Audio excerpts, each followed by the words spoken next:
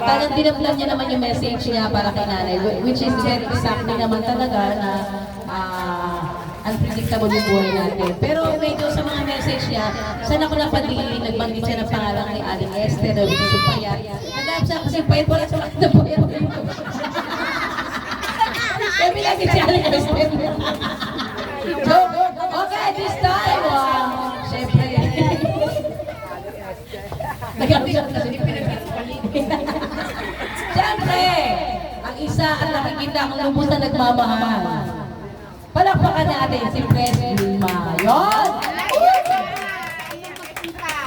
Saka galing. Iyak! Iyak! Iyak na agad o! Ako wala nang masasabi na eh. Then nasabi na ng mga kapatid ko. Copy-paste. Oo, copy-paste na lang. Ganun din naman sana sasabihin ko eh, kaya copy-paste na lang. Ang masasabi ko, wala akong maibibigay na material kay nanay. Pero ang pagmamahal, ang pagsisilbi, narito ako puno-puno. Yun lang ang kaya kong ibigay kay nanay. Gusto ko maging happy si nanay habang siya ay nabubuhay. Huwag mong isipin yung stress. Ang isipin mo yun nandito lang sa'yo.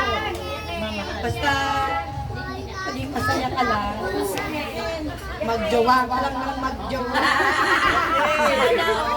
Sana ba yung Mag-chatmate ka lang ng mag-chatmate. Huwag kang mag-alala. Nakasuporta ako sa'yo. Kahit ano.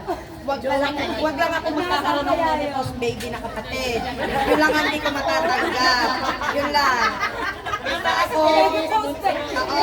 basta ako, wala akong maibibigay na anumang bagay. Kasing laki ng binibigay ng mga kapatid ko. Pero ang buong sarili ko, binibigay ko kayo. Mas maganda ang birthday. Totoo naman talaga yun. Sabi nga, wala talaga ang pagmamahal, diba? Pero sabi nga, iba pa rin yung open arms mo, ibibigay ang buhay mo para sa nanay mo. Which is, nakikita